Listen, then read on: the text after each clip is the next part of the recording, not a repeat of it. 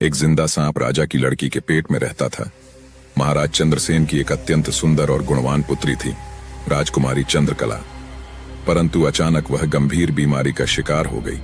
दिन रात अचेत अवस्था में पड़ी रहती, न कुछ खाती न पीती। राजमहल में हाहाकार मच गया। बड़े से बड़े वैद्य, हकीम, जादूगर आए, मगर कोई भी उसकी बीमारी का कारण जान नहीं सका। सच तो यह था जो कोई जान नहीं पाया। राजकुमारी के शरीर में एक जीवित 7 फुट लंबा विषैला सांप निवास कर रहा था। रात होते ही वह सांप राजकुमारी के मुख से बाहर निकलता, जंगल की ओर चला जाता और सुबह होने से पहले लौटकर फिर उसके शरीर में समा जाता।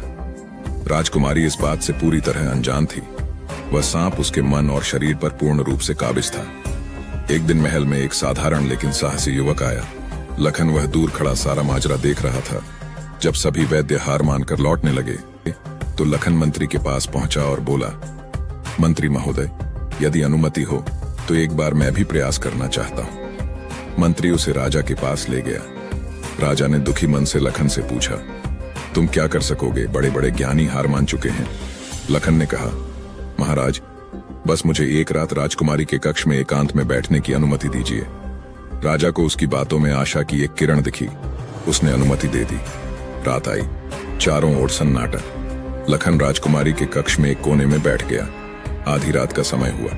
अचेत पड़ी चंद्रकला के मुख से धीरे धीरे वह भयानक काला सांप बाहर निकला और महल के प्रांगण को पार करते हुए जंगल की ओर चला गया। लखन स्तब्ध रह गया। वह रात भर चुपचाप बैठा रहा। भोर होने से पहले वही सांप वापस लौटा और फिर से राजकुमारी के मुख से होकर उसके भीतर समा गया।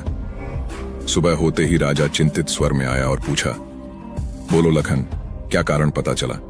क्या मेरी बेटी को बचाया जा सकता है? लखन बोला, महाराज, समस्या का मूल कारण मुझे पता चल चुका है। यदि आप कृपा कर एक और रात का समय दें और मेरे लिए एक तेज तलवार तथा एक मिट्टी से भरी बड़ी बाल्टी का इंतजाम कर दें। अगली रात वह तलवार लेकर तैयार बैठा रहा। जैसे ही फिर से घड़ी ने 12 बजाए और सांप बाहर निकला, लखन ने बिजली की तेजी से उस पर ऐसा वार किया कि सांप वहीं 2 टुकड़ों में कटकर गिर पड़ा। लखन ने सांप के टुकड़ों को उठाया, एक बाल्टी में रेत डालकर उसमें छिपाया और भोर से पहले उसे जंगल ले जाकर अग्नि को समर्पित कर दिया। सुबह होने पर लखन ने राजकुमारी को जगाया। जो राजकुमारी वर्षों से अचेत अवस्था में थी, वह अब सहज रूप से उठ बैठी। उसके चेहरे पर प्रसन्नता और हल्कापन था। लखन ने उससे पूछा, कुमारी, अब आप कैसी हैं? हैरान चंद्रकला बोली, मुझे ऐसा लग रहा है मानो मैं बहुत गहरी नींद में थी, पर अब मैं बिल्कुल ठीक हूं। इधर राजा पूरी रात बेचैन रहा। सुबह होते ही वह दौड़ता हुआ अपनी पुत्री के कक्ष में पहुंचा। वह अपनी बेटी को स्वस्थ और मुस्कुराते हुए देखकर खुशी से रो पड़ा।